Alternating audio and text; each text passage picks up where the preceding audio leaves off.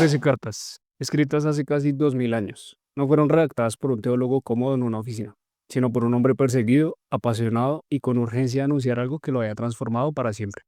Cada una nació en un momento distinto de su vida, algunas entre viajes misioneros, otras desde una prisión romana y todas en medio de un mundo convulsionado por un imperio, religiones enfrentadas y comunidades cristianas que apenas empezaban a formarse. Hoy veremos cómo entender sus cartas en 5 puntos y descubriremos por qué siguen siendo tan poderosas como en el primer día. En las anteriores clases hemos podido ver las otras divisiones del Nuevo y del Antiguo Testamento. Ya del Nuevo Testamento hemos visto los Evangelios, hemos visto también el libro de los Hechos y ahora vamos a ver las cartas paulinas. Antes de entrar a ver de qué se tratan las cartas paulinas en 5 puntos, necesitamos una base, el contexto en el que Pablo vivió y escribió. Pablo fue un misionero en movimiento y su mundo estaba dominado por el Imperio Romano, un imperio que, aunque brutal en muchos aspectos, ofrecía relativa estabilidad, rutas seguras y una red de ciudades conectadas que el apóstol Pablo aprovechó para anunciar su mensaje. De igual forma, ofrecía un idioma oficial que era el griego koiné. Es necesario entender el mundo en el que Pablo vivió, porque solo así entenderemos la profundidad y el impacto de sus palabras. Bajo esa aparente estabilidad, el imperio era profundamente desigual. La sociedad romana estaba marcada por jerarquías rígidas que determinaban el valor y los derechos de una persona. Veamos cómo funcionaba este mundo y qué decían las cartas paulinas dentro de él. En la cima de todo estaba el emperador, primos inter pares, que significaba el primero entre iguales, rodeado de consejeros, militares y libertos imperiales. Tenía poder absoluto, en ocasiones incluso se consideraba divino. Pero Pablo no pone su esperanza en reyes, sino en un reino que no es de este mundo. Y es enfático en decir que para nosotros solo hay un solo Dios y un solo mediador entre Dios y los hombres, Jesucristo hombre. Justo debajo estaban los senadores, una élite y política económica, quienes tenían acceso a los altos cargos del gobierno y eran dueños de grandes propiedades y de muchos esclavos. Sin embargo, Pablo escribiría: y vosotros, amos, haced con ellos lo mismo, dejando las amenazas, sabiendo que el Señor de ellos y vuestro está en los cielos, y que para Él no hay acepción de personas. Con esto dejaban claro el trato que debían tener los dueños hacia sus esclavos y que Dios no hace acepción de personas. Es decir, la salvación que el apóstol Pablo predicaba no solamente era para gente adinerada, sino que tomaba en cuenta aún a los más vulnerables, que en ese caso eran los esclavos. En tercer lugar estaban los equites. Estos eran comerciantes, banqueros, oficiales, recaudadores de impuestos. No era extraño que amasaran una gran fortuna. A estos Pablo les enviaba este mensaje: a los ricos de este siglo manda que no sean altivos, ni pongan la esperanza en las riquezas, las cuales son inciertas, sino en el Dios vivo, que nos da todas las cosas en abundancia para que las disfrutemos. Seguidamente estaban los ciudadanos romanos. Estos podrían obtener su ciudadanía romana por nacimiento o comprándola. Estos tenían privilegios legales. Pablo mismo era un ciudadano romano y usó su ciudadanía para apelar a César. Pero respecto a esta ciudadanía, el apóstol Pablo es enfático en sus cartas en decir que tenemos una ciudadanía superior. En el libro de Filipenses capítulo 3 versículo 20 dice lo siguiente: mas nuestra ciudadanía está en los cielos, de donde también esperamos al Salvador, al Señor Jesucristo. En quinto lugar de la escala social se encontraban los libertos. Eran esclavos liberados, pero seguían estigmatizados. Podían adquirir riquezas, pero con limitaciones sociales. Por lo general, mantenían un vínculo de dependencia con su amo. Después de los libertos seguían las mujeres libres. Aunque su estatus social en realidad dependía de su relación con un hombre, fuera un padre, un esposo o su tutor, pocas llegaban a tener poder económico, pero siempre estaban legalmente subordinadas. Sin embargo, Pablo reconoce líderes femeninas como Febe y Priscila en un mundo que las silenciaba. Él las menciona con respeto y resaltando su labor en la obra del Señor. Hay que tener en cuenta que para ese contexto, en ese momento del Imperio Romano, las mujeres eran más vistas como una propiedad. De ahí que su estatus social dependiera de su relación con un hombre. En la escala social seguían los niños. Estos solamente tenían un posible valor a futuro. Eran propiedad de sus padres y podían ser rechazados legalmente por ellos o ser vendidos como esclavos. No adquirían derechos legales hasta alcanzar la pubertad en el caso de los hombres o hasta casarse en el caso de las mujeres. A estos el apóstol Pablo hacía el siguiente llamado: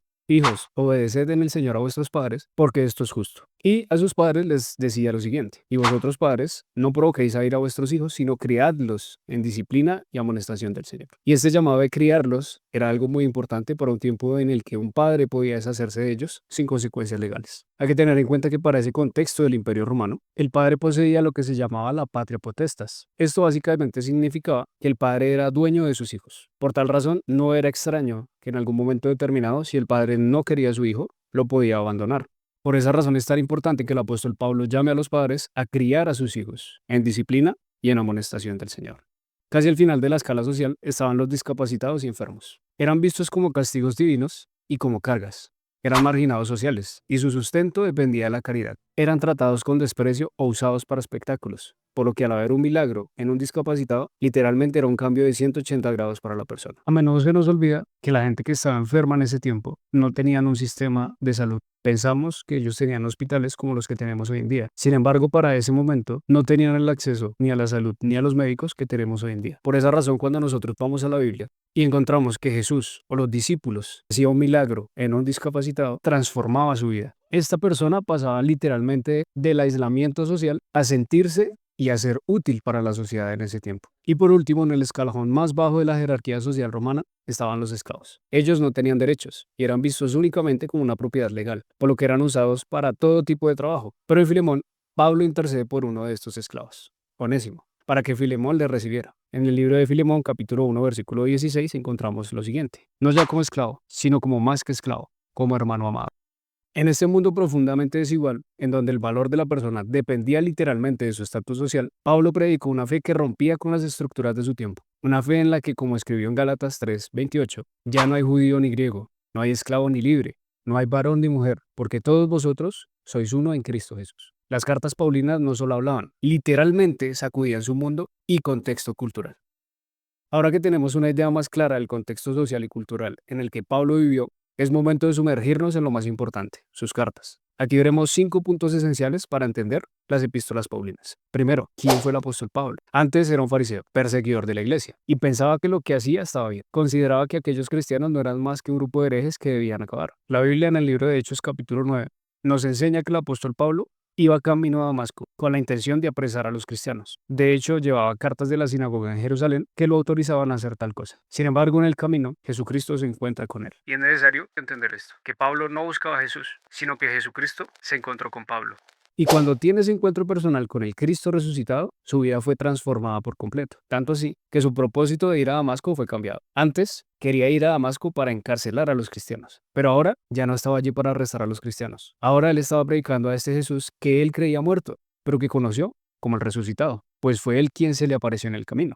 Usted puede encontrar que una vez es sanado por la oración de Ananías, el apóstol Pablo se levanta y empieza a predicar en las sinagogas de Damasco a Jesús como el Cristo. Después es llevado por Bernabé a Antioquía para que enseñe a los creyentes de esta iglesia la palabra de Dios. Si usted va al libro de los Hechos, se va a encontrar que estuvo alrededor de un año enseñando la palabra de Dios. Gracias a que habían sido formados en la palabra de Dios, en Hechos capítulo 13, verso 1, usted va a encontrar que en la iglesia había muchos maestros y profetas. Y en el versículo 2, usted encontrará cómo el Espíritu Santo llama a Pablo y a Bernabé para que vayan a predicar su santa y su bendita palabra. De allí en adelante, Pablo se convierte en el apóstol de los gentiles, un incansable misionero y fundador de iglesias, en todo el mundo conocido. Ya no veía este camino como una herejía. De hecho, en su defensa ante Félix, dice lo siguiente: pero esto te confieso, que según el camino que ellos llaman herejía, así sirvo al Dios de mis padres, creyendo todas las cosas que en la ley y en los profetas están escritas. Si desean ver un poco más respecto a su transformación, pueden ver el capítulo 3 del libro de Filipenses. En este narra cómo él, siendo un judío circuncidado al octavo día de la tribu de Benjamín y considerándose a sí mismo como hebreo de hebreos, que este término solamente acuñaba a que él podía probar su genealogía hasta Abraham y que como fariseo era irreprensible y que de acuerdo a la justicia que es por la ley era intachable. Sin embargo, usted va a encontrar que el apóstol Pablo dice que todo eso lo estima por basura, pues ha encontrado a Jesucristo. Ahora que conocemos la transformación radical de Pablo, es hora de entender qué son las cartas paulinas y cómo llegaron a ser un pilar de nuestra fe.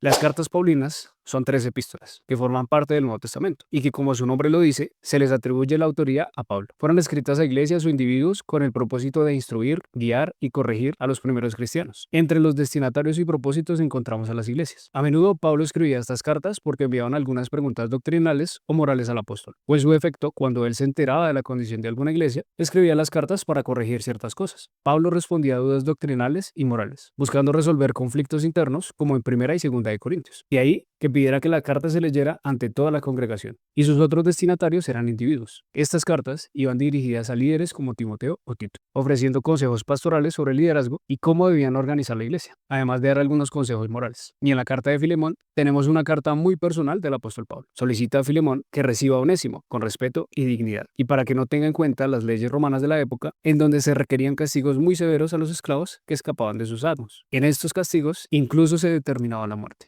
Los propósitos principales de las cartas no solo buscaban mantener la unidad y doctrina correcta en las iglesias, sino también enseñar cómo vivir la fe en un mundo desafiante y con normas en ocasiones contrarias al evangelio. Pablo abordaba problemas específicos como el legalismo, las falsas doctrinas y los conflictos culturales. Cada carta tiene una estructura común: un saludo, instrucción doctrinal, esta casi siempre en el primer bloque de la carta, una exhortación a una vida cristiana práctica y una bendición final. En sus epístolas, Pablo enfatizaba la gracia, la fe y la unidad en Cristo. Y respecto a la unidad, es habitual encontrar en sus cartas los términos gracia y paz, términos no solamente con profundidad doctrinal, sino que llamaban a la unidad de judíos y griegos, ya que los griegos acuñaban mucho el término charia, que significaba gracia, y los judíos tenían el término shalom o paz como algo bastante teológico. Al unir estas dos frases, Pablo pretendía no solamente establecer un trasfondo teológico, sino que llamaba a la unidad entre judíos y griegos. Pero, ¿qué situaciones tan urgentes o complejas lo impulsaron a tomar el pergamino y su cálamo? Descubramos por qué Pablo realmente escribió estas cartas. Pablo escribió sus cartas porque las iglesias necesitaban guía urgente en medio de tensiones reales. No eran mensajes teóricos, sino respuestas vivas a desafíos concretos que enfrentaban los cristianos del primer siglo, como divisiones internas, enseñanzas falsas, persecuciones, diferencias culturales y dudas sobre la doctrina. Cada carta nace de una necesidad específica, y Pablo responde con la autoridad apostólica, sabiduría e inspiración de parte de Dios. Por ejemplo, en Romanos presenta una exposición clara del Evangelio para una iglesia dividida entre judíos y gentiles, y además enfatiza que la justificación ante Dios no depende de obras, sino por la gracia de Dios y la fe en Jesucristo. En esta carta va a ser recurrente que usted encuentre la justicia de Dios, y que el apóstol Pablo de igual forma, tanto a judíos como a gentiles, a todos los establezca bajo una misma condición, que es una condición de pecado. En 1 Corintios aborda una iglesia dividida, inmadura e incluso con graves conductas morales. En 2 Corintios defiende su autoridad apostólica ante cuestionamientos y ataques personales. En el libro de Gálatas responde con firmeza a judaizantes que querían imponer ciertas tradiciones a los cristianos gentiles. En Colosenses enfrenta enseñanzas filosóficas que amenazaban con diluir la centralidad de Cristo. De ahí que en esta carta presente a Jesucristo como la cabeza de la iglesia y que en él habita corporalmente toda la plenitud de la deidad. En Filipenses escribe desde la prisión para alentar a una iglesia fiel, animándola a la unidad y el gozo en medio de la aflicción. Si desean ver un panorama general de las cartas paulinas, fechas de escritura, tema general, entre otras cosas, pueden descargarlo en el PDF de la descripción. Pablo también escribe para fortalecer la identidad cristiana, recordar a los creyentes las doctrinas que por él fueron predicadas de forma personal en sus viajes misioneros, y para recordarles quiénes son en Cristo, cómo deben vivir y cómo deben perseverar en la fe. A través de estas cartas, él pastorea a distancia, confronta errores y sostiene a las iglesias en medio de un mundo y cultura hostiles. Ahora bien, ¿qué enseñanzas aparecen una y otra vez en sus cartas? ¿Qué verdades considera Pablo tan cruciales que las repite a lo largo de sus escritos? Veamos ahora los grandes temas que atraviesan sus epístolas. En primera instancia tenemos la salvación por gracia y no por obras. Uno de los pilares del pensamiento paulino es que la justificación viene por la fe en Jesucristo, no por hacer méritos humanos. Esto es central en las cartas como Romanos y Gálatas, donde Pablo insiste en que nadie puede salvarse por su propio esfuerzo, sino que antepone a la obra de Dios por encima de todo, colocando como fundamento el pecado del hombre y su incapacidad de ser justo por sí mismo. De ahí que en el libro de Romanos diga, no hay justo ni aun uno. Por tal motivo enfatiza que, por gracia sois salvos, por medio de la fe, y esto no de vosotros, pues es don de Dios. Otro de sus temas recurrentes es la unidad en Cristo. En un mundo dividido por etnia, estatus social y religión, Pablo predica una fe que une a todos en Cristo. En estas cartas como Efesios y Gálatas, recalca que ya no hay diferencia entre judíos y gentiles, esclavos y libres, hombres y mujeres. Por tal razón, en Gálatas capítulo 3, versículo 28 dice, ya no hay judío ni griego, no hay esclavo ni libre, no hay varón ni mujer, porque todos vosotros sois uno en Cristo Jesús. De hecho, esta unidad lo lleva a comparar la unidad que debe tener la iglesia sin importar si son de alta o baja jerarquía social con un solo cuerpo, llamando en repetidas ocasiones a la iglesia como el cuerpo de Cristo. También el apóstol Pablo llama a una vida en el Espíritu.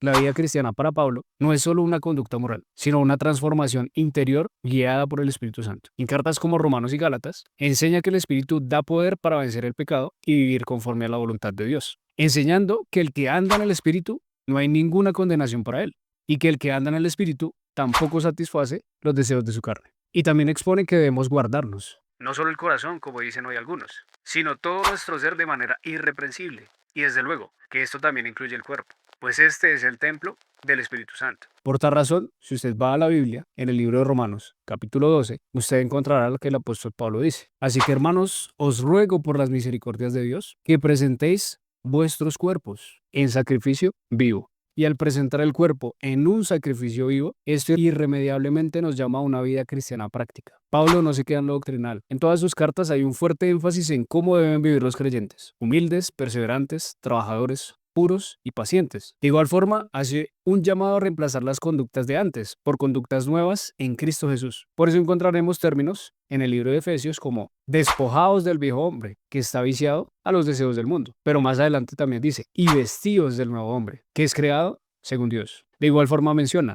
desechando la mentira, hablad verdad, cada uno con su prójimo. Es decir, constantemente llama a reemplazar las conductas que se tenían antes de conocer a Cristo y reemplazarlas por aquellas que van acorde a la nueva criatura. De ahí que también diga, vestidos del Señor Jesucristo y no proveáis para los deseos de la carne. Y por último, es muy recurrente encontrar una esperanza en la segunda venida.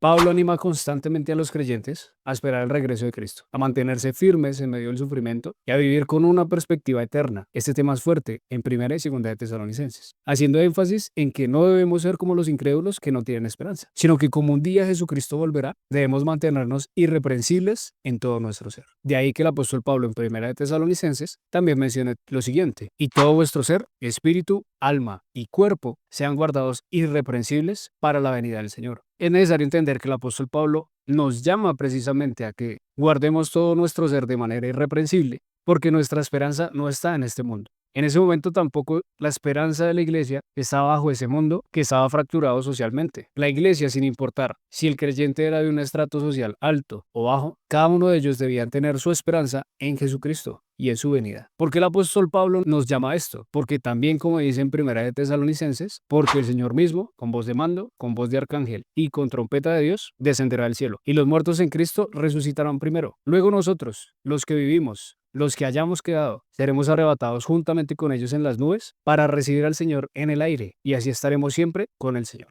Ahora, con esto llegamos al último punto. ¿Cómo están organizadas las cartas paulinas en nuestras Biblias y qué sentido tiene ese orden? Las cartas de Pablo no están organizadas por orden cronológico, es decir, no están puestas según el momento en que las escribió. En lugar de eso, se agrupan primero por destinatario y luego por extensión. Es decir, de la carta con más capítulos a la que tiene menos capítulos. Primero aparecen las cartas dirigidas a iglesias como Romanos, que contiene 16 capítulos, Primera de Corintios, que también contiene 16 capítulos, Segunda de Corintios, que contiene 13 capítulos, y así sucesivamente, ordenadas de la más larga a la más corta. Después vienen las cartas personales, escritas a individuos como Timoteo, Tito y Filemón, también organizadas por su longitud. Este orden pretende facilitar la lectura y el estudio, separando lo comunitario de lo pastoral y lo privado. Aunque esta estructura no sigue la línea del tiempo, nos ayuda a ver cómo Pablo abordó tanto los desafíos colectivos de la iglesia como las situaciones personales de sus colaboradores y amigos. Debemos entender que las cartas paulinas no son solo documentos antiguos, son el testimonio vivo de un hombre transformado por Cristo, escribiendo con inspiración y sabiduría a comunidades reales en un mundo convulsionado. Cada carta tiene un contexto, una situación específica y un mensaje dirigido, pero juntas forman un cuerpo que revela el corazón del Evangelio: la salvación por gracia, vida en el Espíritu y esperanza eterna. Comprenderlas a través de su contexto histórico, su cronología, sus destinatarios y el propósito de cada una nos permite verlas no solo como textos teológicos, sino como palabras vivas que siguen formando discípulos en cada generación. Hoy, como entonces, siguen hablando a una iglesia que necesita ser instruida, corregida, animada y desafiada. Estudiarlas no es solo entender a Pablo, es oír cómo Dios sigue hablando a nuestras vidas aún después de tanto tiempo. Las cartas de Pablo son solo una parte de la historia, pero el verdadero motor de todo fue el Espíritu Santo. ¿Cómo un grupo de hombres temerosos se convirtió en una iglesia que transformó el mundo conocido de su tiempo? Desde milagros sorprendentes hasta persecuciones que no pudieron detenerlos. Si te interesa un poco más de los viajes misioneros de Pablo, las iglesias que fundó y cómo el Espíritu de Dios movió la iglesia en tiempos de adversidad, descúbrelo en este video.